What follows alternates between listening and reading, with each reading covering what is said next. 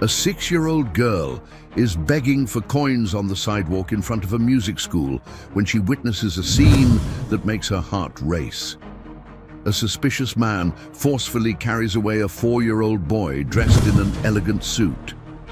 She immediately recognizes the child. It's the son of the kind millionaire who occasionally gives her some coins. With her survival instincts sharpened by life on the streets, she grabs a rusty knife from a trash can and follows the man into a dark alley, whispering with a trembling voice, "Let him go." What happens next changes her life forever. Tuesday afternoon's sun cast long shadows on the sidewalk as 6-year-old Sophia extended her small, dirty hand once more. Her brown eyes, too large for her thin face, observed each passerby with the intensity of someone who had learned to read people like an expert weather forecaster reads the sky. At 6, she already knew how to distinguish those who might offer a coin from those who would pretend not to see her. "Please, sir, just a little change," she murmured to a man in a suit who hurried past, not even lowering his gaze. Sophia wasn't surprised. She had learned that disappointment was a luxury she couldn't afford. The familiar roar of cars on the avenue blended with the sound of children playing in the courtyard of the music school across the street. It was a world she observed through the fences, like a distant film of a life she could never have. Children emerged from there with instruments in hand and smiles on their faces, always accompanied by parents picking them up in gleaming cars. Sophia adjusted her tattered dress, a hand-me-down from some donation that had reached the makeshift shelter where she lived with her grandmother. The fabric, once blue, now showed faded tones that told a story of countless washes, but she always kept it clean, no matter how hard it was. Dignity was one of the few things she still possessed. That's when she saw him.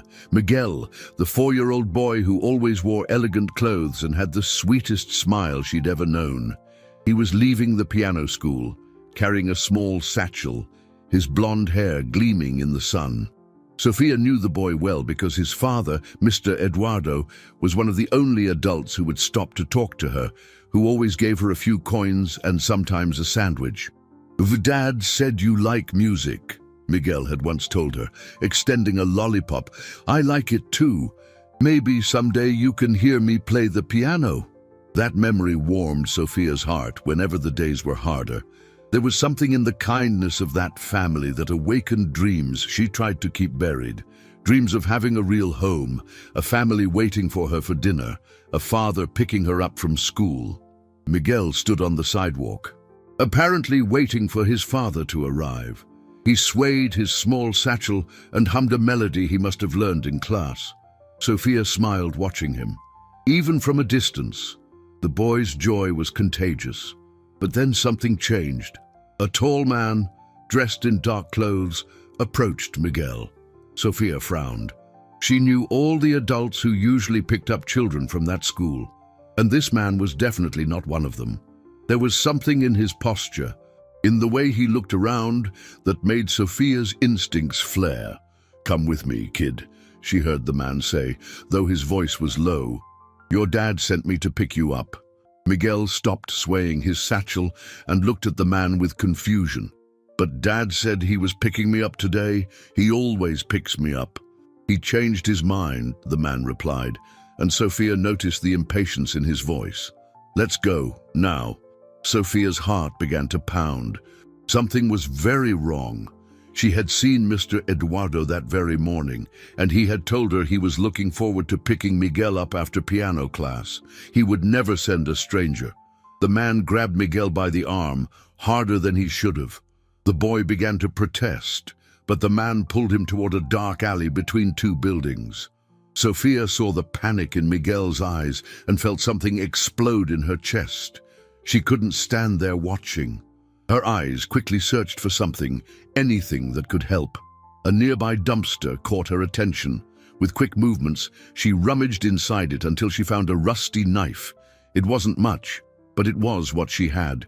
"Let him go!" Sophia shouted, running toward the alley, the knife trembling in her small hand. Her voice came out stronger than she expected, charged with a courage she didn't even know she possessed. The man spun around abruptly upon hearing Sophia's voice, his small, dark eyes fixing on the girl approaching with the knife in her hand. For an instant, he seemed surprised to see such a small child confronting him, but then his face contorted into an expression of irritation and contempt. "Get out of here, kid," he growled, tightening his grip on Miguel's arm. "This is none of your business." But Sophia didn't back down. Her bare feet stepped firmly on the dirty alley ground, and she raised the rusty knife with both small hands. The cold metal weighed more than she'd imagined, and she felt the rough rust against her palms, but she didn't let that intimidate her. "I said, let him go," she repeated, her voice trembling not from fear, but from a fury she had never felt before. "He's my friend." Miguel, tears streaming down his face, looked at Sophia with a mixture of relief and terror. "Sophia, help!" he cried, trying to break free from the man's grip. The kidnapper looked from Sophia to Miguel, seemingly processing the information that they knew each other. His expression became even more cruel. "Oh, really? Then both of you can come with me," he said, abruptly letting go of Miguel. The boy fell to his knees, sobbing, and Sophia felt a wave of despair wash over her. Without a second thought, she threw the knife at the man, but her small, trembling hands couldn't give enough force to the throw. The knife clattered to the ground, inches from the kidnapper's feet. "Idiot!" The man laughed cruelly, picking up the knife from the ground. "Think you can scare me with this junk?" Sophia ran to stand in front of Miguel, spreading her arms as if she could shield him with her own body. "Don't hurt him," she cried. "You can do whatever you want with me, but don't hurt Miguel." The man approached, holding the knife with a sinister smile. How touching, 2 kids for the price of 1. He stopped a few feet from them, and Sophia could smell the unpleasant odor of cigarette and alcohol on his breath. "You're coming with me without making a sound, or it'll be worse for both of you." Sophia held Miguel's hand, who clung to her tattered skirt. She could feel the boy trembling behind her, and that only made her determination grow. No matter what happened to her, she wouldn't let them harm Miguel. "Help!" Sophia screamed with all the strength of her lungs, her voice echoing through the alley walls. "Help! They're taking Miguel!" The man cursed and moved toward them, but Sophia kept screaming, louder and louder. "Police! Help! Kidnapping!" "Shut up!" the man snarled, raising his hand as if to hit her, but at that moment, voices approached the alley entrance. The man stopped, looking nervously behind him. Sophia took advantage of the distraction to pick Miguel up, even though he was almost her size, and ran to the darkest corner of the alley. "This way," she whispered to Miguel, pointing to an opening between 2 large dumpsters. "Stay quiet." They squeezed into the tight space, and Sophia placed her hand over Miguel's mouth to muffle his sobs. She could hear the man pacing back and forth, apparently deciding whether to flee or continue looking for them. "Or couldn't have gone far," he muttered to himself. "Damn brat." Sophia closed her eyes and prayed to all the saints her grandmother had taught her. She didn't have much to believe in life, but at that moment, she needed to believe that someone, somewhere, was looking out for them. The voices at the alley entrance grew louder, and Sophia heard footsteps approaching. The man cursed again, and she heard his footsteps quickly retreating, likely fleeing through the opposite exit of the alley. "Miguel, Miguel, where are you?" Sophia recognized the voice immediately. It was Mr. Eduardo, Miguel's father. Her heart pounded with both relief and terror. How would she explain what had happened? How could she make him understand that she had tried to help, not cause trouble? "Dad!" Miguel shouted, emerging from the hiding spot and running toward his father's voice. Sophia stayed where she was, still hidden between the dumpsters. Maybe it would be better to disappear, to go back to the streets where she belonged. But then she heard Miguel shouting, "Dad, Sophia, save me! A bad man tried to take me!" She knew she couldn't hide forever. Slowly, Sophia emerged from her hiding place, preparing herself to face whatever came next. Eduardo appeared at the alley entrance, his face pale with worry. Upon seeing Miguel run toward him, he knelt and opened his arms, receiving his son in a desperate embrace. But when his eyes met Sophia, still partially hidden between the dumpsters, his expression changed completely. "What did you do to my son?" Eduardo asked, his voice full of suspicion and anger. He stood up quickly, placing Miguel behind him, as if shielding the boy from Sophia. "Dad, no!" Miguel cried, trying to get out from behind his father. "She helped me. An ugly man tried to take me and Sophia showed up." Sophia took a step back, her back touching the cold alley wall. She knew that look. It was the same look she received from most adults when they saw her panhandling on the street. Distrust, fear, repulsion. Nothing she hadn't seen before. I just wanted to help," Sophia whispered, her voice almost inaudible. "I saw a man taking Miguel and he was crying."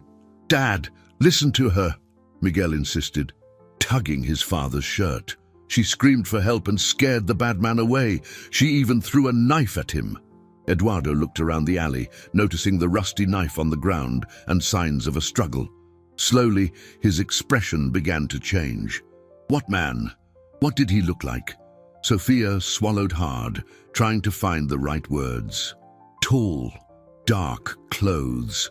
He said you sent him to pick up Miguel. But I knew it wasn't true because you always pick him up." "I would never send anyone to pick up my son," Eduardo said, his voice softening. You really protected him." "She saved me, Dad." Miguel ran to Sophia and took her hand. She was very brave. She screamed really loud to scare the bad man. Eduardo watched the scene before him. His son and a 6-year-old girl who lived on the streets, dirty and in torn clothes, being defended by Miguel with a passion he rarely saw. Something in his chest tightened. "Sophia," he said, approaching slowly. "Are you hurt?" Sophia shook her head, but Eduardo could see small scratches on her arms and a bloodstain on her knee. "It's nothing," she murmured, trying to hide her injuries. "Come here," Eduardo asked, kneeling to her height. "Let me see." Sophia hesitated. She wasn't used to kindness, especially from adults. But there was something in Mr. Eduardo's voice that made her trust him. Slowly, she approached. Eduardo examined the injuries carefully. "You need to clean this," he said softly. "You were very brave, Sophia. Braver than most adults would be." The words hit Sophia like a punch to the stomach. No one had ever told her she was brave. Usually, people saw her as a problem, a nuisance. Tears began to form in her eyes, but she held them back tightly. "Dad, can Sophia have dinner with us tonight?" Miguel asked, still holding the girl's hand. "She must be hungry." Eduardo looked at Sophia, who immediately shook her head. "No need, Mr. Eduardo. I have to go back home, to where I live." "Where do you live, Sophia?" Eduardo asked gently. Sophia lowered her eyes, embarrassed. "Under the 15th Street Bridge. With Grandma?" Eduardo felt something break inside him. "You live under a bridge? It's just temporary," Sophia lied, lifting her chin proudly. "Until Grandma gets better. She's a little sick." Miguel looked at his father with pleading eyes. "Dad, can she stay with us today? Please." Eduardo was torn. He wanted to help Sophia, but he also needed to better understand what had happened. "Sophia, you need to come with me so we can talk to the police about what happened. They need to know about this man." "Police?" Sophia took a step back, panic visible in her eyes. "I didn't do anything wrong." "You didn't do anything wrong," Eduardo assured her. "You're a hero, but you need to tell them what you saw so they can catch this man before he harms other children." Sophia looked at Miguel, who smiled encouragingly at her. "I'll go with you," the boy said. "It won't be scary." After a long pause, Sophia nodded. "Okay, but then I need to go back to Grandma. She'll worry." Eduardo stood up, extending his hand to Sophia. "Of course, but first, let's take care of those injuries." As they left the alley, Eduardo couldn't stop thinking about the extraordinary courage of that small girl. She had risked her own life to save his son, expecting nothing in return. And now, even scared, she was willing to help catch the kidnapper. "Sophia," he said as they walked, "thank you. Thank you for saving my son." Sophia merely nodded, but inside she felt something she hadn't experienced in a long time. For the first time in her life, someone was thanking her for her existence, instead of wishing she would disappear. The police station was a place Sophia had learned to avoid during her years on the streets. The smell of disinfectant mixed with stale coffee and the constant ringing of telephones created an atmosphere that made her nervous. She stayed close to Miguel, who held her hand tightly, as if he could transmit courage through his touch. "You were very brave," said the detective, a middle-aged man with graying hair and kind eyes. "Without you, we might never have found Miguel." Sophia shrugged, uncomfortable with the praise. "I just did what anyone would do," she murmured, avoiding the officer's gaze. "That's not true," Eduardo interjected, sitting beside her. "So many adults wouldn't have the courage you had. You saved my son." Mr. Eduardo's words made her feel strange things in her chest, a mixture of pride and fear, as if she didn't deserve such compliments. On the street, Sophia had learned that when things seemed too good to be true, there was usually a hidden catch. "Can you describe the man again?" the detective asked, preparing to write. Sophia closed her eyes, forcing herself to remember the details. He was tall, taller than Mr. Eduardo. He had black, messy hair. He wore a dark jacket and smelled of cigarettes. Oh, and he had a small scar on his left hand. "A scar?" the detective asked, interested. "You noticed that?" "When he grabbed Miguel, I saw it," Sophia explained. "It looked like an old burn." Eduardo looked at her with admiration. "You have an incredible memory for details." "On the street, you learn to notice everything," Sophia replied simply. "You never know when information might be important." The detective finished writing and leaned forward. "Sophia, you've given us very valuable information. I'll have more officers patrolling the school area, and we'll investigate if there are other similar cases."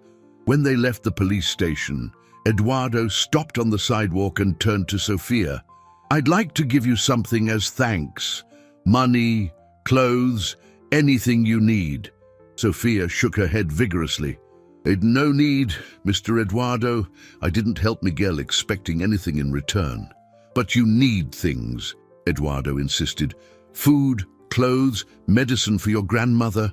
"We make do," Sophia replied, lifting her chin proudly. "Always have." Miguel tugged his father's shirt. "Dad, can she at least have dinner with us? She must be hungry."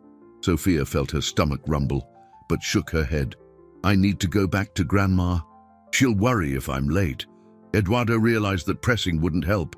There was something in the girl's dignity that impressed him and, at the same time, broke his heart. "At least let me drive you to your grandmother.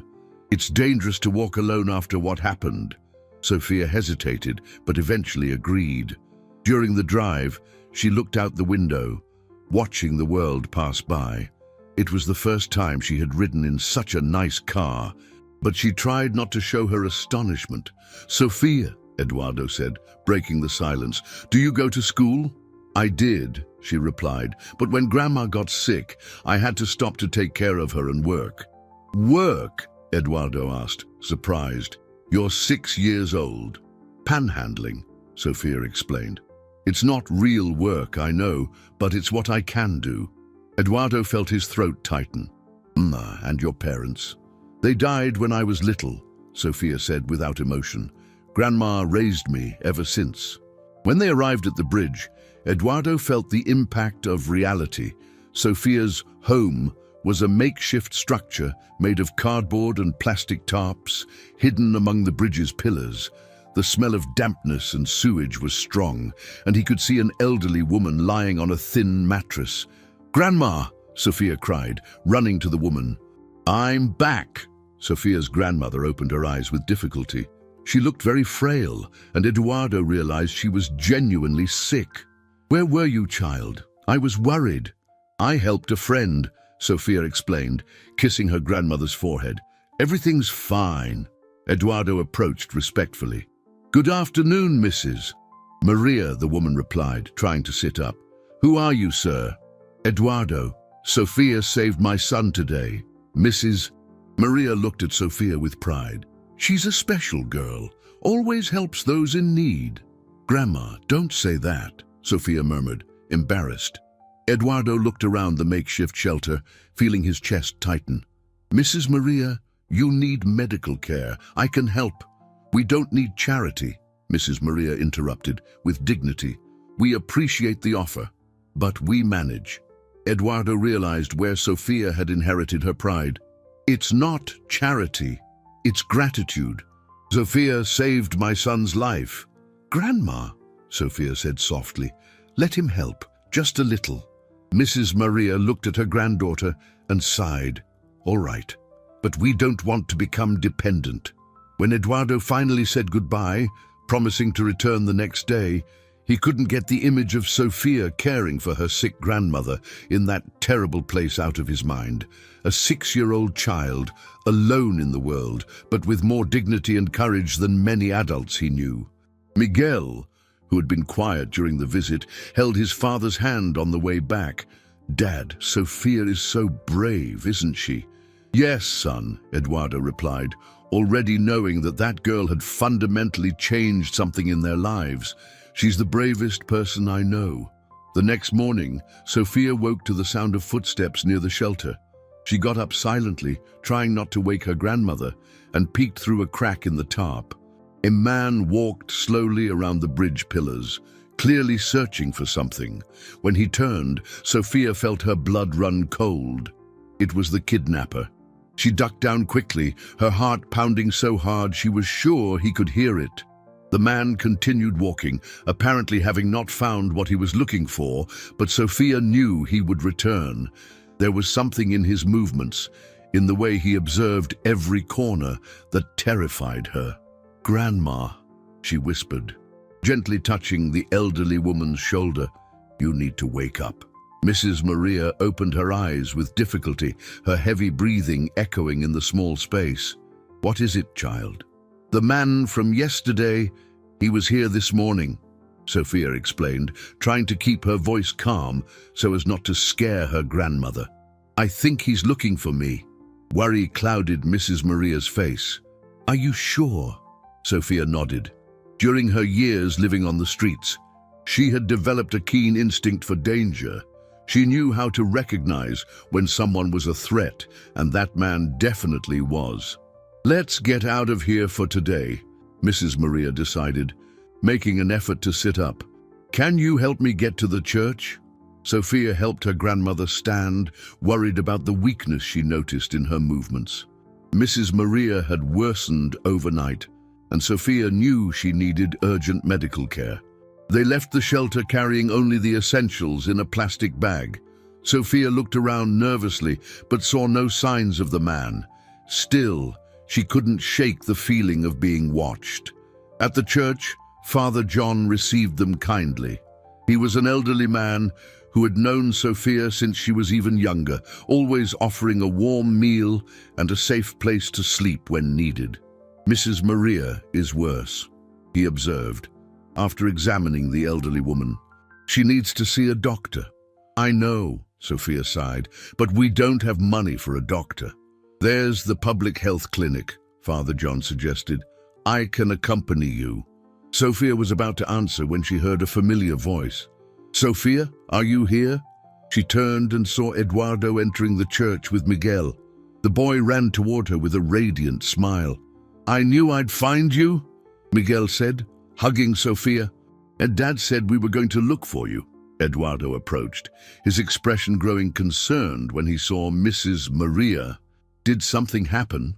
Sophia hesitated, but decided to tell the truth. The man from yesterday, he showed up near our shelter this morning. I think he's looking for me. Eduardo's face hardened. Are you sure it was him? Yes, Sophia replied firmly. I don't forget faces. Eduardo knelt to her height.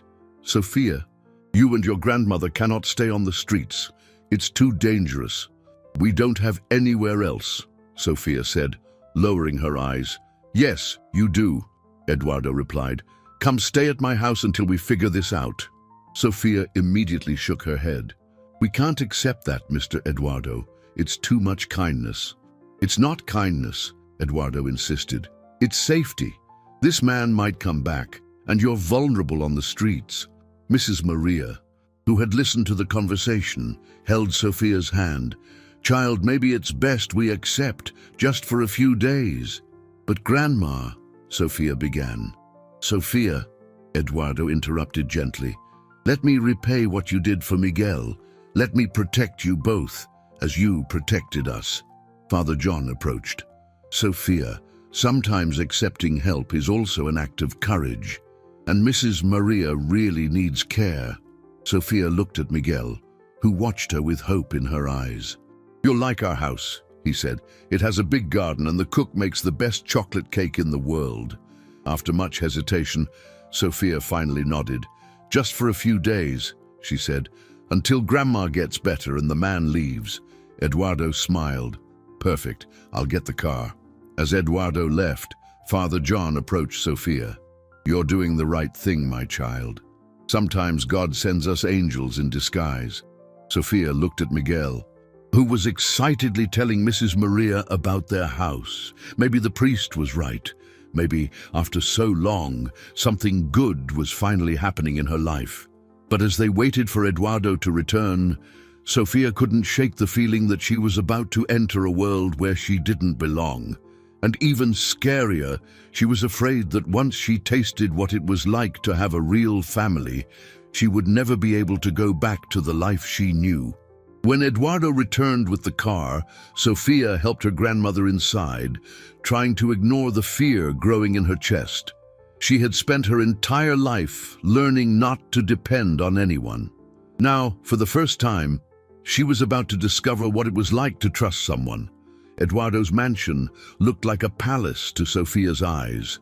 The electronic gate opened, revealing an immense garden with colorful flowers and a fountain in the center. Sophia held Mrs. Maria's hand tighter, feeling small and out of place in that world of wealth. It's very beautiful, Mrs. Maria whispered, impressed. Wait until you see inside, Miguel said, excited. It has a staircase like in the movies. Eduardo parked the car in front of the house and helped Mrs. Maria out. Sophia observed every detail of the imposing facade, the large windows with elegant curtains, the perfectly manicured garden. It was as if they had stepped into a fairy tale. Welcome to our home, Eduardo said, smiling. Make yourselves at home. A middle-aged woman came to meet them. She was well-dressed, but there was something in her expression that made Sophia instinctively shrink. Eduardo, the woman said, her voice sharp. Who are these people? Carmen, these are Sophia and her grandmother, Mrs. Maria, Eduardo introduced. They'll be staying with us for a few days. Carmen looked Sophia up and down, her disdain barely disguised. Eduardo, can I speak with you privately? Sophia felt her cheeks burn. She knew that look, that tone. It was the same one she received from many people on the streets, as if she was something dirty that needed to be removed. Carmen, not now, Eduardo said firmly. Let's show our guests their rooms. Miguel took Sophia's hand. Come on, Sophia. I'll show you where you'll sleep. They ascended the marble staircase, and Sophia tried not to show how impressed she was. Soft carpets, paintings on the walls, glittering chandeliers. It was a world completely different from hers. This will be your room, Eduardo said, opening the door to a spacious chamber. And Mrs. Maria can stay in the room next door. Sophia entered slowly. The bed was larger than the entire space where she and her grandmother slept under the bridge. There was a window overlooking the garden, a dark wooden dresser, and even its own bathroom. It's too much, Sophia murmured. Too beautiful. It's yours, Miguel said, for as long as you want to stay. Sophia looked at Eduardo, who was watching her reaction carefully. Thank you, Mr. Eduardo, but this is too much. We can sleep in the kitchen or... Absolutely not, Eduardo interrupted. You are our honored guests. A maid appeared at the door. "Mr. Eduardo, I've prepared a bath for the elderly lady and clean clothes for both of them." Sophia stiffened. "Our clothes are fine." "Of course they are," Eduardo said gently. "But perhaps you'd like to freshen up after the difficult morning you've had." Mrs. Maria touched Sophia's arm. "Accept it, child. It's good to get properly clean." Reluctantly, Sophia agreed. When she was alone in the room, she sat on the edge of the enormous bed and looked around. Everything there cost more money than she saw in months of panhandling. How could she be there? A soft knock on the door pulled her from her thoughts. Miguel entered carrying some books. "I brought some stories for you," he said. "Dad always reads to me before bed. Do you like stories?" Sophia nodded. In fact, she loved it when Mrs. Maria told old stories, but it had been a long time since her grandmother had the strength for it. "I can teach you to read better too," Miguel offered, "if you want." "I know how to read," Sophia defended herself. "Grandma taught me." "I know you do," Miguel said quickly. "I just thought maybe you'd like to read new books." At that moment, loud voices came from downstairs. Sophia and Miguel exchanged glances and, curious, approached the top of the stairs to listen. "Eduardo, have you lost your mind?" It was Carmen's voice. "They're bringing two strangers into our house, and street people at that." "Carmen, this girl saved Miguel's life," Eduardo replied, his voice tense. "So what? That doesn't mean we have to adopt them. They could be dangerous, they could steal, they could have diseases." Sophia felt tears sting her eyes. Miguel held her hand, whispering, "Don't listen to her. Dad won't let her kick you out." "You didn't see how she sacrificed herself for Miguel," Eduardo continued. "But she's a special child." "Special?" Carmen laughed disdainfully. "Eduardo, you're being naive. People like them always have ulterior motives. She probably planned this whole thing to get close to our family." "That's ridiculous," Eduardo countered. "Sophia is a child too smart for her own good," Carmen insisted. "Mark my words, Eduardo, this girl will bring trouble to our family." Sophia couldn't listen anymore. She ran to the room and closed the door, finally letting the tears fall. Maybe Carmen was right. Maybe she didn't deserve to be there. Maybe it would be better to take her grandmother and go back to the streets before she caused more problems. But then she thought of Mrs. Maria, so weak and sick, sleeping in a comfortable bed for the first time in years. She thought of Miguel, who looked at her as if she were a hero. And she thought of Eduardo, who had believed in her when everyone else doubted. Maybe it was worth trying to stay, at least for a few days. Maybe, for the first time in her life, she deserved to experience what it was like to have a real family. A week passed in the Santos mansion, and Sophia was beginning to get used to the routine. Every morning, Miguel would wake her up to have breakfast together, and they would spend the afternoons playing in the garden or reading books in the library. Mrs. Maria was recovering well with the medical care Eduardo had provided, and Sophia felt something she hadn't known in a long time. Peace. That Thursday morning, Sophia woke early and decided to explore the house. She had memorized most of the rooms, but there were still some places she didn't know. Silently descending the stairs, she heard voices coming from Eduardo's office. The door was ajar, and she recognized Carmen's voice. "You need to understand the gravity of the situation," said a male voice Sophia didn't recognize. "If that girl saw anything..." Sophia moved closer, her heart beginning to race. There was something in the tension of those voices that put her on alert. "She's just a child," Carmen replied, but her voice sounded nervous. She couldn't have understood anything. "A very observant child," the man retorted. "Ricardo told me she gave impressive details to the police. Details that could compromise us." Sophia felt her blood run cold. "Ricardo? Was that the kidnapper's name? And how did Carmen know him?" "What are you suggesting?" Carmen asked. "That perhaps it's time for her and the grandmother to go back to where they came from?" The man replied coldly. "Before they become a bigger problem." Sophia stepped away from the door, her heart pounding. She needed to process what she had heard. Carmen knew the kidnapper. Were they planning something against her and her grandmother? She ran up to Mrs. Maria's room and found her awake, reading a book Eduardo had brought. "Grandma," Sophia whispered, closing the door behind her. "I need to tell you something." Mrs. Maria noticed her granddaughter's frightened expression. "What is it, child?" Sophia told her everything she had heard, the words tumbling out. Mrs. Maria listened in silence, her expression growing increasingly serious. "Are you sure of what you heard?" her grandmother asked. "Yes," Sophia confirmed. "Carmen knows the man who tried to take Miguel, and they're planning something against us." Mrs. Maria sighed heavily. "I knew this was too good to be true." "What do we do, Grandma?"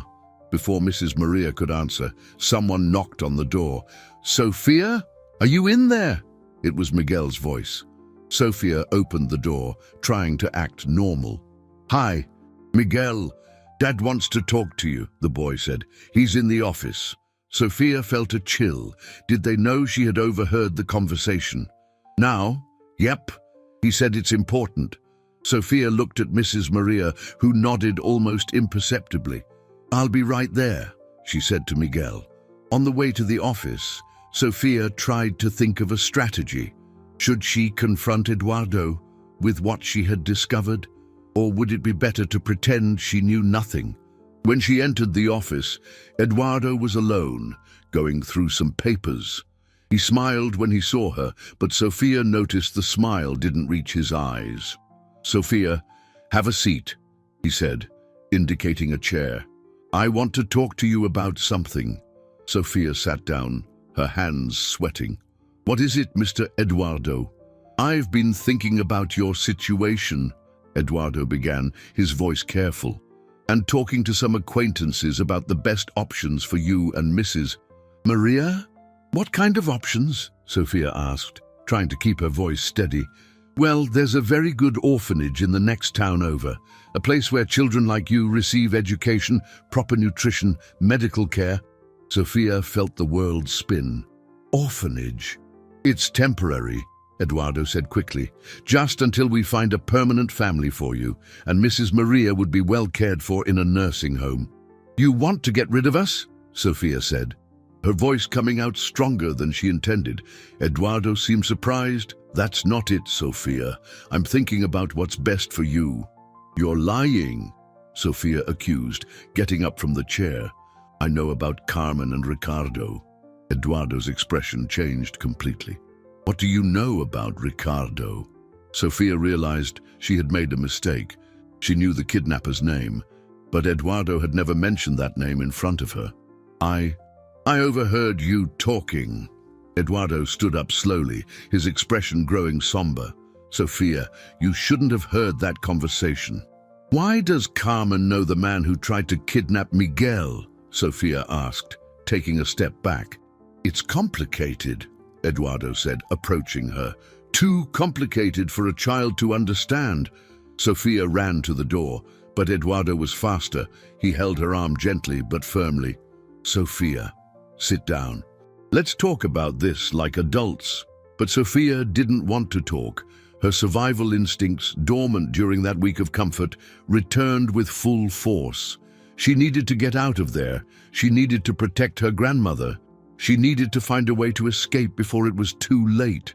"Please," she whispered, "don't hurt Grandma. She didn't do anything wrong." Eduardo looked at her with an expression Sophia couldn't decipher. "No one's going to hurt you, Sophia. But I need you to understand that sometimes adults make difficult decisions to protect the people they love." Eduardo released Sophia's arm and sighed deeply, running his hands through his hair. He sat back down behind the desk, looking suddenly older and more tired. "Sophia, you have a right to know the truth," he said finally. "Sit down, please. I won't hurt you." Sophia hesitated, but something in Eduardo's voice made her believe him. She sat on the edge of the chair, ready to flee if necessary.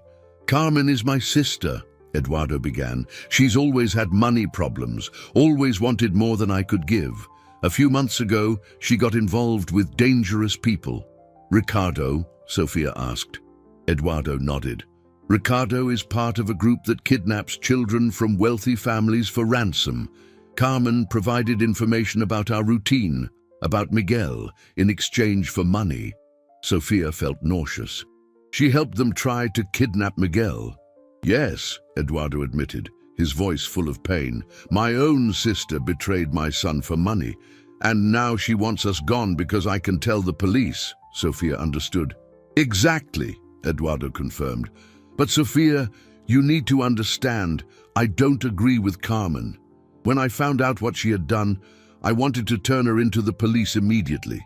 Sofia watched him intently. Oh, why didn't you? Because she's my sister, Eduardo said, his voice broken. And because I'm afraid of what Ricardo and his accomplices might do to us if she's arrested. They know our house, our routine. So, you're going to send us away to protect her? Sofia asked, feeling the familiar pain of rejection. No, Eduardo said firmly. I would never do that to you. You saved Miguel, you saved our family. I would never abandon you. Sofia wanted to believe him, but she'd spent too much time on the streets to trust easily. So what's going to happen? Eduardo stood up and went to the window. I'm trying to find a way to protect all of you. You, Mrs. Maria, Miguel, without putting anyone in danger. At that moment, the door burst open and Carmen entered, followed by a man Sofia recognized immediately, Ricardo, the kidnapper. Well, Ricardo said, a cruel smile on his face.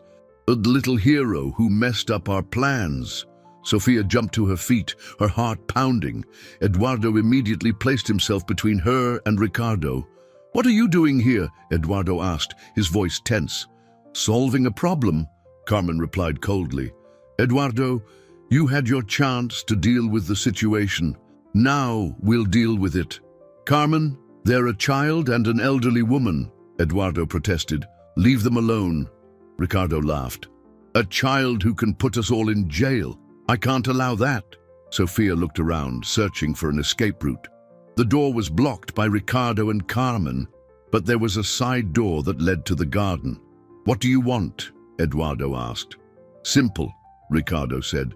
The girl comes with us. We'll take her far away from here, where she can't cause trouble. What about Grandma? Sofia asked, finding the courage to speak. And the old woman can stay, Carmen said with disdain. She's dying anyway. Anger exploded inside Sofia. Don't talk about my grandma like that. Sofia, be quiet, Eduardo murmured, but she couldn't contain herself. You're a horrible person, Sofia shouted at Carmen. Mr. Eduardo is good, Miguel is good, but you're evil. You betrayed your own family. Carmen took a threatening step toward Sofia. You don't know anything, brat. Yes, I do, Sofia retorted. I know you sold Miguel for money. I know you have no heart. Ricardo grabbed Carmen's arm. Enough talk. Let's take the girl and get this over with. You're not taking anyone, said a firm voice from the doorway. It was Miguel, his eyes red from crying. I heard everything. Miguel, go back to your room, Eduardo ordered. No, Dad, Miguel said, entering the room. I won't let them take Sofia. Ricardo looked irritated at the boy. Or another little problem to solve. It was then that Sofia noticed Miguel was holding something behind his back. When he brought his hands forward, she saw it was Eduardo's phone, with the call already connected. Hello, police, Miguel said loud enough for everyone to hear. I need help. There are bad guys in my house wanting to take my friend. Ricardo and Carmen exchanged glances, panic in their eyes. They had been caught off guard by a 4-year-old. You brat, Ricardo shouted, lunging toward Miguel. But Sofia was faster. She ran and threw herself in front of Miguel, protecting him once again. Don't touch him! Eduardo took advantage of the confusion to move. He grabbed Ricardo by the arm, and the two began to struggle.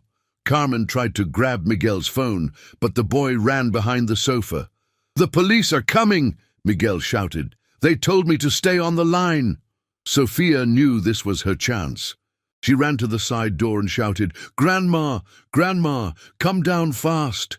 The sound of sirens began to echo in the distance, growing louder and louder. Ricardo looked around desperately and then pushed Eduardo, running toward the door. This isn't over, he shouted at Sofia before disappearing. Carmen followed him, but stopped at the door to look at Eduardo. "You'll regret this, brother." When the police arrived, they found Sofia and Miguel embracing. Eduardo comforting Mrs. Maria and a family that, despite everything, had become more united than ever. In the 3 days following the house invasion, the atmosphere at the Santos mansion changed completely. Police officers patrolled the garden, security cameras were installed in every corner, and Eduardo hired private security guards to protect the family. Sofia felt as if she were living in a gilded cage. "They still haven't managed to arrest Ricardo or Carmen," Eduardo told the detective in charge of the case, while Sofia pretended to read a book in the next room. "I'm worried about the girls' safety." "I understand your concern, Mr. Santos," the detective replied, "but we believe they've fled the city. Even so, we'll maintain protection." Sofia closed the book, unable to concentrate. Since the invasion, she couldn't stop thinking about Ricardo and Carmen. Where were they? What were they planning? And more importantly, how long could she and her grandmother stay at Eduardo's house? "Sofia!" Mrs. Maria called from the top of the stairs. "Can you come here, please?" Sofia ran up and found her grandmother sitting on the bed, looking better than in weeks. The medical care and good food had done wonders for her health. "Sit here with me," Mrs. Maria asked, patting the mattress beside her. "I need to talk to you about something important." Sofia sat down, realizing from her grandmother's expression that it was serious. "Child, have you noticed how Mr. Eduardo has been treating us?" Mrs. Maria asked. "He's been very good," Sofia replied. "Why, Grandma?" "This morning he came to talk to me," Mrs. Maria said, her voice soft. "He made a proposition." Sofia felt her stomach tighten. What kind of proposition?" "He wants to officially adopt us," Mrs. Maria said, observing her granddaughter's reaction. "He wants us to truly be part of his family." Sofia was silent for a long moment, processing the information. "Adopt. Forever. Forever," Mrs. Maria confirmed. "He said you saved Miguel not once, but twice. He said he can't imagine the family without us." Tears began to form in Sofia's eyes. "But Grandma, what if he changes his mind? What if one day he gets tired of us?" Mrs. Maria held her granddaughter's face in her hands. "Sofia, my dear, sometimes in life we need to have the courage to accept the love offered to us.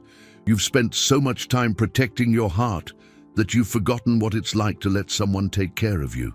"I'm scared," Sofia admitted, the tears finally falling. "I'm scared to believe this is real, and then find out it's not." "I'm scared too," Mrs. Maria confessed. "But do you know what gives me courage? Seeing how Miguel looks at you, how Mr. Eduardo talks about you. They really love us, Sofia." Sofia hugged her grandmother, feeling for the first time that perhaps she could let her guard down and trust. "What do you think we should do?" "I think we should accept," Mrs. Maria said. "I think we deserve to be happy." At that moment, Miguel appeared at the door. "Can I come in?" "Of course, dear," Mrs. Maria said. Miguel ran to the bed and climbed up, sitting between Sofia and his grandmother. "Dad told me you're going to be our real family," he said, beaming. "Does that mean Sofia's going to be my sister?" Sofia looked at the boy she had saved and who, in turn, had saved her too. "You want me to be your sister?" "More than anything in the world," Miguel replied, hugging her. "I always wanted a brave sister like you." Eduardo appeared at the door, smiling at seeing the three together on the bed. "Can I join this family conversation?" "Dad," Miguel cried, "Sofia said she's going to be my sister." Eduardo looked at Sofia with affection. "Is that true, Sofia? You accept being part of our family?" Sofia looked around at Mrs. Maria, who smiled with tears in her eyes, at Miguel, who watched her with adoration, and at Eduardo, who looked at her as if she were the most precious thing in the world. I accept," she said, her voice coming out as a whisper. Eduardo approached and hugged her. "Welcome to the Santos family, my daughter." But at the exact moment, Sofia allowed herself to feel complete happiness. The sound of breaking glass echoed from downstairs. Shouts from security guards mixed with the sound of struggle, and everyone in the family knew immediately that Ricardo had returned. "Stay here," Eduardo ordered, running out of the room. But Sofia knew she couldn't stay put. Ricardo had come back for her, and she wouldn't let her new family suffer because of her. While Mrs. Maria held Miguel, Sofia ran after Eduardo, determined to face her destiny once and for all. "Sofia, come back here," Mrs. Maria cried. But Sofia had already descended the stairs, ready for the final confrontation that would determine if her new family would survive intact. Sofia reached the living room and found a scene of chaos. 2 security guards were on the floor, apparently unconscious but breathing. Eduardo stood in the center of the room, his hands raised, while Ricardo pointed a gun at him. Carmen was beside the kidnapper, holding a bag.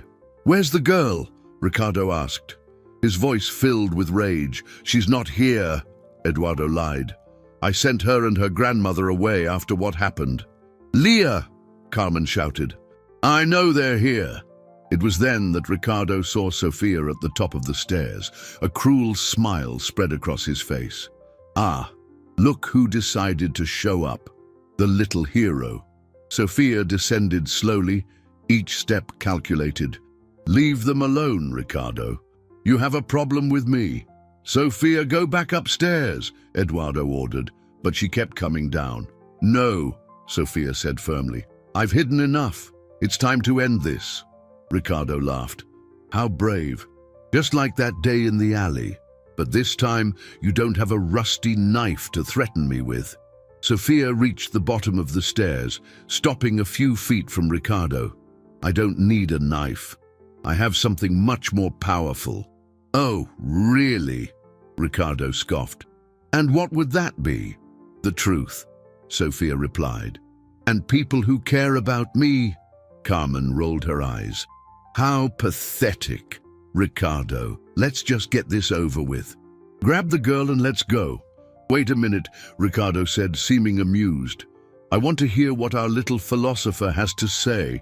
Sofia took a deep breath, remembering all the lessons life on the streets had taught her. "Do you know why I saved Miguel that day?" "Because you're an idiot," Ricardo suggested. "Because I know what it's like to have no one," Sofia said, her voice growing stronger. "I know what it's like to be alone and scared. And I wasn't going to let that happen to an innocent child." Eduardo watched Sofia with admiration and terror, knowing she was risking everything to protect his family. "How touching," Carmen said sarcastically. "But that doesn't change the fact that you can put us in jail." "You put yourselves in jail when you chose to hurt children," Sofia retorted. "I just told the truth." Ricardo took a step toward Sofia. "Enough talk. You're coming with us, whether you want to or not." "No," Sofia said simply. "What do you mean, no?" Ricardo asked, surprised. "I said no," Sofia repeated, crossing her arms. "I'm not going anywhere with you." Ricardo pointed the gun at Sofia. "You don't have a choice, brat." It was then that Sofia smiled. "Actually, I do." At that moment, she whistled loudly, a sharp sound that echoed through the house. Immediately, the sound of sirens began to approach, growing louder and louder. "What did you do?" Ricardo asked, panic visible in his eyes. "Before I came down, I pressed the emergency button Mr. Eduardo showed me," Sofia explained calmly. "The police were already on their way, but now they know it's urgent." Carmen and Ricardo exchanged glances, realizing they had fallen into a trap. Ricardo moved the gun nervously between Sofia and Eduardo. "You're not as smart as you think," he said. "And I can still do a lot of damage before the police get here." "You can," Sofia agreed, "but then you'll prove you're exactly the kind of cowardly person I imagined you were." "Cowardly," Ricardo repeated, offended. "Yes," Sofia said, taking a step toward him. "What kind of grown man threatens children? What kind of person hides behind a gun to feel powerful?" "Sofia, stop," Eduardo whispered, seeing Ricardo becoming increasingly agitated. "No, Mr. Eduardo," Sofia said, keeping her eyes fixed on Ricardo. "He needs to hear this. He needs to understand that I'm not afraid of him anymore." The sirens were getting closer. Ricardo looked around desperately, realizing his options were running out. "Last chance," he said to Sophia. "Come with me now, or what?" Sophia interrupted. "You'll shoot a child in front of the police. You'll spend the rest of your life in jail because of a 6-year-old girl you couldn't intimidate." Ricardo hesitated, and in that hesitation, Sophia saw her chance. "I think deep down you know you lost. A kid from the streets was smarter than you." The sound of cars stopping in front of the house echoed through the room. Police voices could be heard outside. "It's over," Sophia said softly. "It's time to face the consequences." Ricardo looked at the gun in his hands, then at Sophia, and finally at the blue and red lights flashing through the windows. Slowly, he lowered the weapon and placed it on the floor. "Police! Open the door!" Eduardo ran to open it, and in seconds the room was filled with officers. Ricardo and Carmen were arrested without resistance, and Sophia could finally breathe a sigh of relief. "Are you okay?" Eduardo asked, kneeling beside her. Sophia nodded, but suddenly began to tremble. The adrenaline was fading, and she realized how truly scared she had been. Eduardo hugged her tightly. "You were incredible, my daughter, braver than any adult I know." A week after Ricardo and Carmen's arrest, the Santos home finally returned to normal. The security cameras remained, but the guards had left, and the sense of danger that had loomed over the family had disappeared. Sophia was sitting in the garden, watching Miguel play with a new toy car, when Eduardo approached. "May I sit?" he asked, indicating the bench beside her. Sophia nodded, moving to make space. "How are things at the company?" She had learned to ask these polite questions, part of her adaptation to the new world she lived in. "Better," Eduardo replied, "but it's not about work I want to talk about, it's about you." Sophia looked at him, curious. "About me?" "The lawyer came today," Eduardo said. "The adoption papers are ready. If you still want to." "Of course." Sophia's heart quickened. During that turbulent week, they had spoken little about the adoption, focused on resolving the situation with Ricardo and Carmen. "I still want to," she said quickly. "If you still want to, too." Eduardo smiled.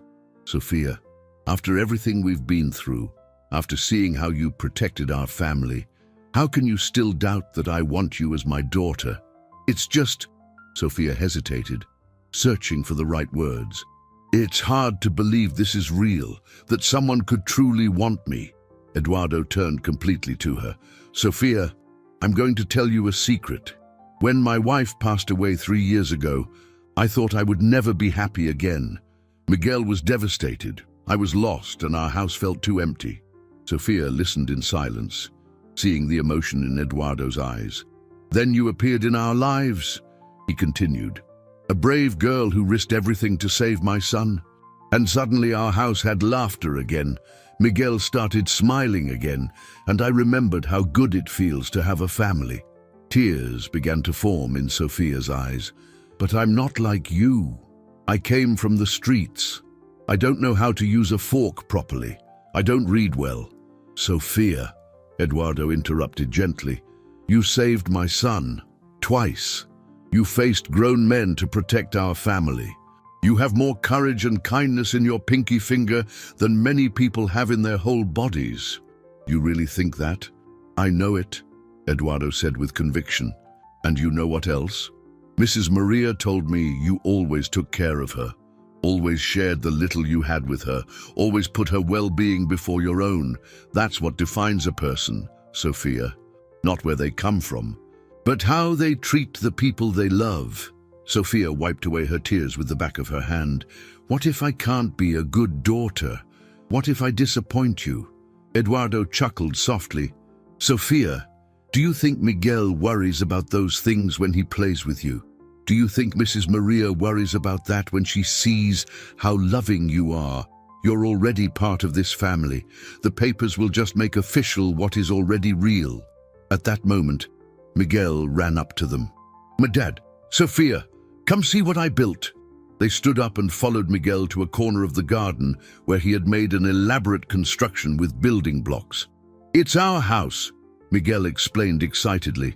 "Look, this is Dad's room, this is mine, this is Grandma Maria's, and this is Sophia's." Sophia looked at the construction and saw that Miguel had drawn 4 stick figures next to the house. One was tall, Eduardo. One was small with light hair, Miguel. One was small with dark hair, her, and one had a cane, Mrs. Maria. "We're a real family," Miguel said, smiling, "and families stay together forever." Eduardo knelt beside the two of them.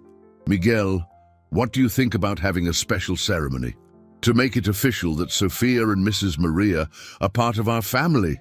"Like a wedding?" Miguel asked. "Similar," Eduardo laughed. "It would be the adoption ceremony, where everyone knows you're real siblings." Miguel jumped with joy. "Can I wear my fancy outfit, the same one I wore at Uncle Paul's wedding?" "Of course," Eduardo replied. "And Sophia can choose a pretty dress too." Sophia looked at the 2 most important men in her life. "Thank you," she said, her voice coming out as a whisper. "Thank you for giving me a family." Eduardo hugged her. "Thank you for saving ours." That night, after dinner, Sophia went up to Mrs. Maria's room. She found her sitting in the armchair near the window, looking out at the illuminated garden. "Grandma," Sophia said, approaching, "Mr. Eduardo wants to make the adoption official next week." Mrs. Maria smiled. "And are you happy?" "I am," Sophia admitted, "but I'm also scared." "Scared of what, my dear?" Sophia sat on the arm of the chair. "Scared of forgetting who I am, scared that the Sophia from the streets will disappear." Mrs. Maria held her granddaughter's hand. "Sophia, you will never stop being who you are. Your courage, your kindness, your strength, all of that will stay with you. The only thing that will change is that now you'll have a family that recognizes and values those qualities." "Are you sure?" "I am," Mrs. Maria said. "And you know why? Because the Sophia who saved Miguel is the same Sophia who took care of me all these years. She's the same Sophia who faced Ricardo to protect her new family. You don't change who you are, Sophia. You just get stronger." Sophia hugged her grandmother, feeling a peace she hadn't known in a long time. For the first time in her life, she didn't have to worry about the next day, didn't have to plan where to sleep or what to eat. For the first time, she could simply be a 6-year-old child with a family who loved her. The day of the adoption hearing arrived with a clear, blue, cloudless sky. Sophia woke up early. Her stomach was in knots with nervousness and anticipation. Eduardo had explained that it would be a simple process. They would go to the courthouse, speak with the judge, and then it would be official. But for Sophia, it felt like the most important day of her life. "Sophia, dear," Mrs. Maria called from the door. "Are you ready to get dressed?" Sophia nodded, getting out of bed. Eduardo had bought a special dress for the occasion, light blue with white lace details. It was the prettiest dress Sophia had ever seen, let alone worn. As Mrs. Maria helped her get ready, Sophia looked at herself in the mirror. The girl looking back was very different from the one who panhandled in front of the music school just a few weeks ago. Her hair was clean and combed. Her skin had gained a healthier glow, and her eyes had a sparkle she hadn't seen in a long time. "You look beautiful," Mrs. Maria said, adjusting a lock of Sophia's hair. "Your mother would be very proud." Sophia turned to her grandmother. "Grandma, do you think Mom and Dad would be happy that I have a new family?" Mrs. Maria smiled with tears in her eyes. "My dear, your parents loved you more than anything. They wanted you to be happy and safe. I'm sure they're celebrating this day in heaven." Coming down for breakfast, Sophia found Eduardo and Miguel already elegantly dressed. Miguel ran to her when he saw her. "Sophia, you look like a princess," he exclaimed, twirling around her. Eduardo approached, emotional. "You look beautiful, my daughter." The word daughter still made Sophia's heart leap. It was something she was getting used to hearing, but it still felt magical. "Mr. Eduardo," Sophia said shyly, "can I ask a question? Of course, and Sophia, after today, you don't have to call me Mr. Eduardo anymore. You can call me Dad, if you like. Sophia felt her cheeks flush. Dad, it's strange to say that. You'll get used to it, Eduardo chuckled. What was your question? After today, will I really be your daughter, like Miguel? Eduardo knelt to her height. Sophia, you are already my daughter. You've been my daughter since the day you saved Miguel. Today, we're just making official what my heart already knows. On the way to the courthouse, Sophia held Miguel's hand tightly. He had insisted on sitting beside her in the car, promising he wouldn't let her be nervous. It's not scary, Miguel said, sensing his sister's tension. The judge is really nice.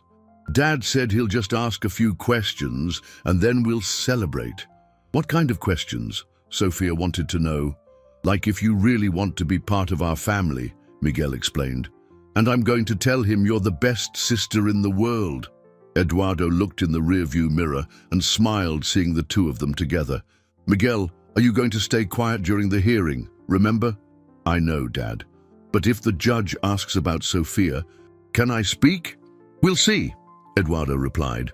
In the courtroom, they sat in a smaller, more welcoming room than Sophia had imagined. The judge was an elderly man with a kind demeanor who smiled when he saw them enter.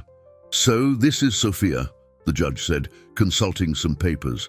I've heard a lot about you, young lady. Sophia shrank a little in her chair. About me? Yes, the judge continued. About how you saved Miguel, about your courage. I have police reports here and from the social worker who visited you. Eduardo held Sophia's hand, conveying reassurance. Sophia, the judge said gently, do you understand what it means to be adopted? Sophia nodded. It means I'll be Dad Eduardo's daughter and Miguel's sister forever. The judge smiled. Exactly. And is that what you want? Sophia looked around the room. Mrs. Maria was sitting behind them, smiling encouragingly. Miguel held her other hand, swinging his legs with anticipation. Eduardo looked at her with so much love that she felt her chest warm. Yes, Sophia said, her voice growing stronger. It's what I want most in the world. And why? The judge asked. Sophia thought for a moment. Because they make me feel important, because Miguel looks at me like I'm special, because Dad Eduardo protects me just like he protects Miguel, and because for the first time in my life, I know I have a place to come home to. The judge nodded, clearly touched by the answer. Eduardo, are you sure you want to take responsibility for Sophia and Mrs. Maria? Absolutely, Eduardo replied without hesitation. They are already my family. Sophia is my daughter, Mrs. Maria is my mother-in-law, and I can't imagine our life without them. Miguel couldn't contain himself. Judge, can I speak? The judge chuckled. Of course. Miguel, Sophia is the bravest person I know, Miguel said quickly. She saved me from a bad man, and she always takes care of everyone, and she makes the best sandcastles at the park. Everyone laughed, and Sophia felt the tension ease. Well, said the judge, picking up a pen, it seems we have a family here that found each other in a very special way. He signed some papers and then looked at Sophia with a warm smile. Sophia Santos, he said solemnly. Welcome officially to the Santos family. Sophia felt tears of joy stream down her face. Miguel shouted with happiness. Eduardo hugged her tightly, and Mrs. Maria applauded from her chair. Now we're a real family forever, Miguel said, jumping. Sophia looked around at her favorite people in the whole world and knew that, finally, she was home. 3 weeks after the official adoption, Sophia woke up on a Saturday morning to the sound of Miguel laughing in the garden. She stretched in the bed that was now officially hers and smiled, remembering she didn't have to worry about finding a place to sleep. This was her room, her house, her family. Wearing the robe Eduardo had bought for her, blue with golden stars, Sophia went down to the kitchen and found Mrs. Maria preparing pancakes with the help of the cook. Good morning, Grandma, Sophia said, kissing the elderly woman's cheek. "Good morning, my dear," Mrs. Maria replied, "looking younger and healthier every day. Did you sleep well?" "Very well," Sophia confirmed. It was true. Ever since Ricardo and Carmen had been arrested, she could sleep through the night without nightmares. Eduardo entered the kitchen holding some papers and smiling. "Sophia, I have a surprise for you." "A surprise?" Sophia asked, curious. "Remember you told me you missed school?" Eduardo said, sitting beside her. Sophia nodded. It was true. She had interrupted her studies to take care of Mrs. Maria, but she had always dreamed of going back to learning. "I talked to the principal of Miguel's school," Eduardo continued. "They have a special class for children who need to catch up on their studies. Would you like to try?" Sophia's eyes filled with tears of joy. "Really? I can go to school?" "Of course," Eduardo laughed. "You're my daughter. All the children in this family go to school." Miguel ran through the kitchen door. "Sophia, you're going to my school. We can go together in the car." Sophia hugged her brother.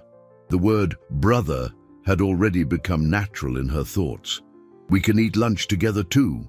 And I can show you to all my friends," Miguel said excitedly. "I'll tell them you're the bravest sister in the world."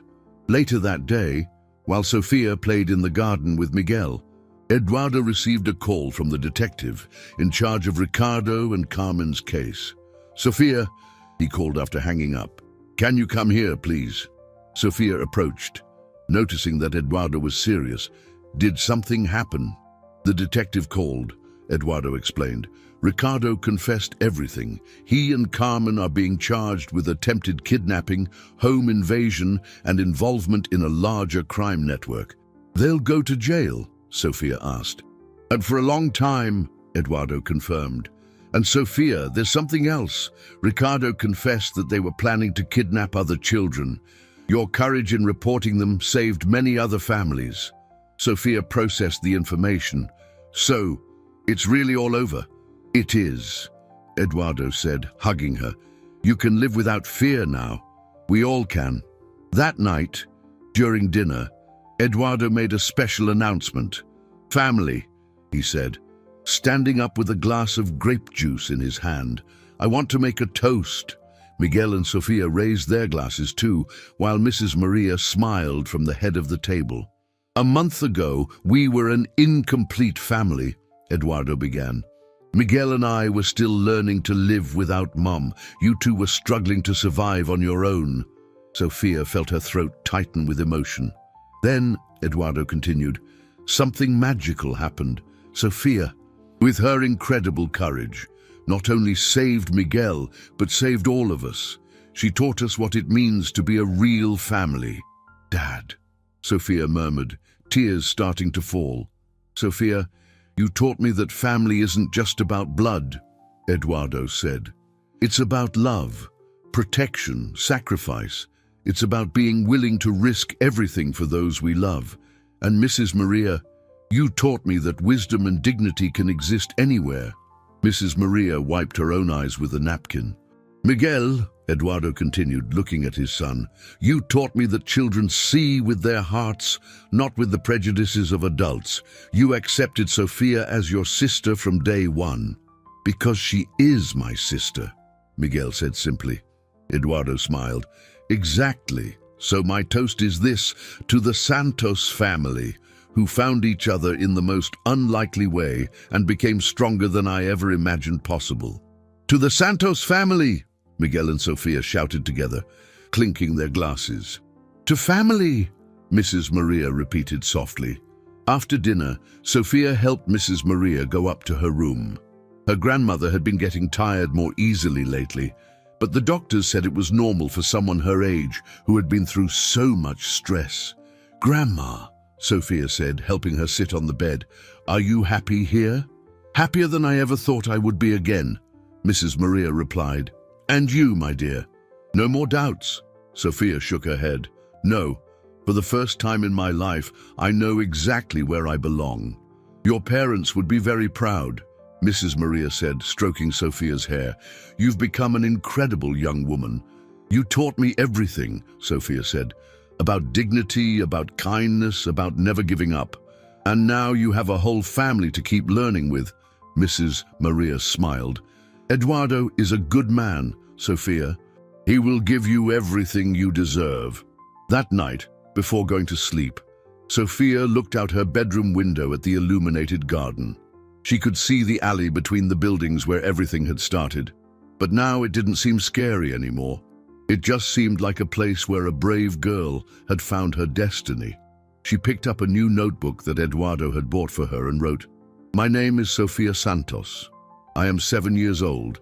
I have a dad who loves me, a brother who admires me, and a grandma who taught me to be strong.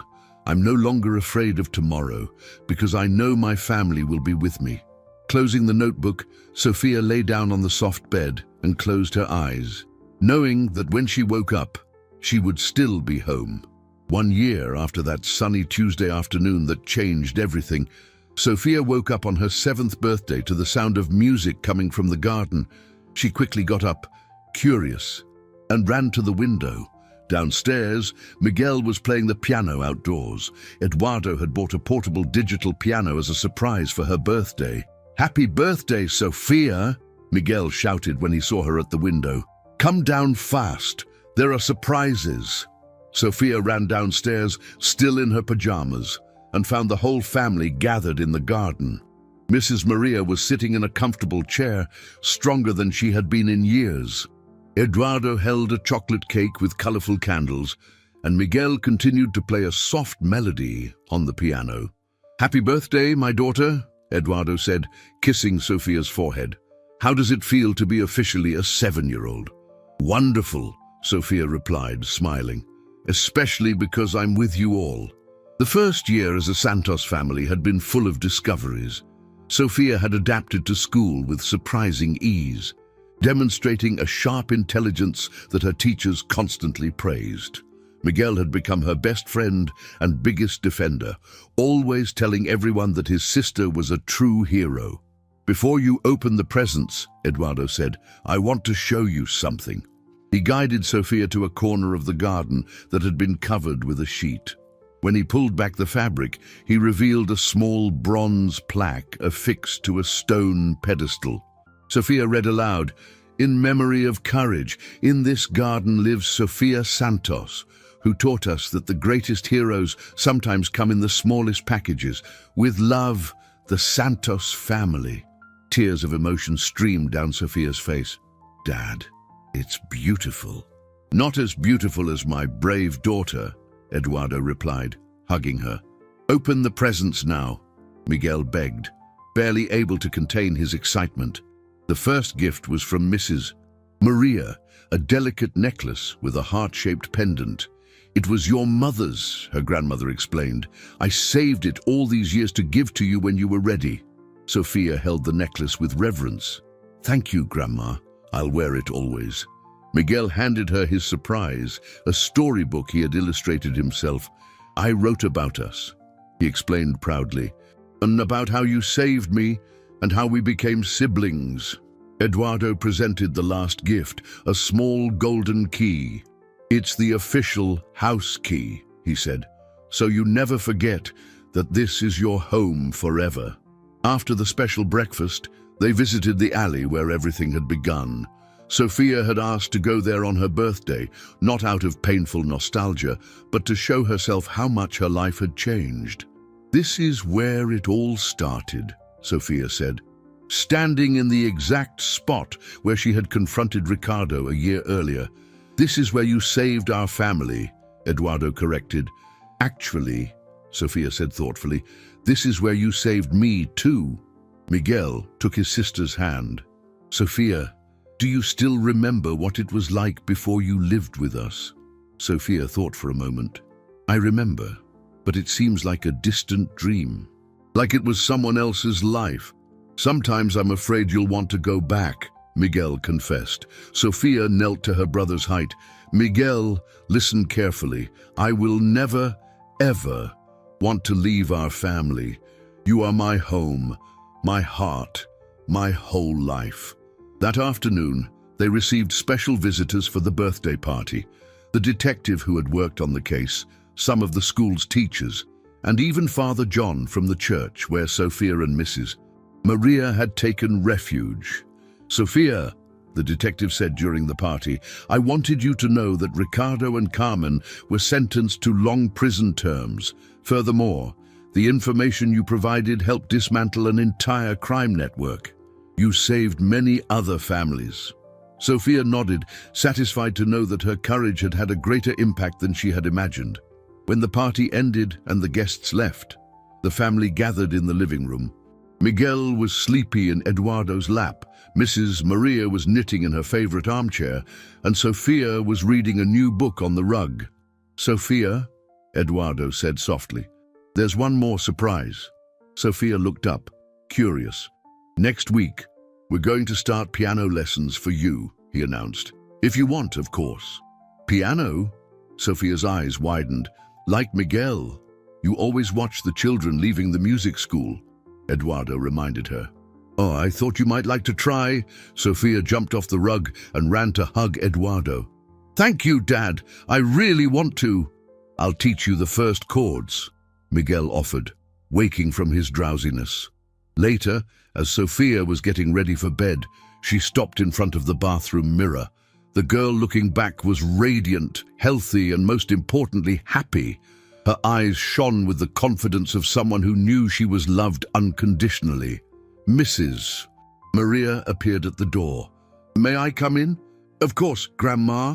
Mrs. Maria sat on Sophia's bed. "I wanted to talk to you about something important." Sophia sat beside her grandmother, attentive. "You know I'm getting older," Mrs. Maria began gently, "and although I'm much better now, I know that one day I will pass on." "Grandma," Sophia began, but Mrs. Maria raised her hand. "Let me finish," she said with a smile. "And I want you to know that these last few months have been the happiest of my life.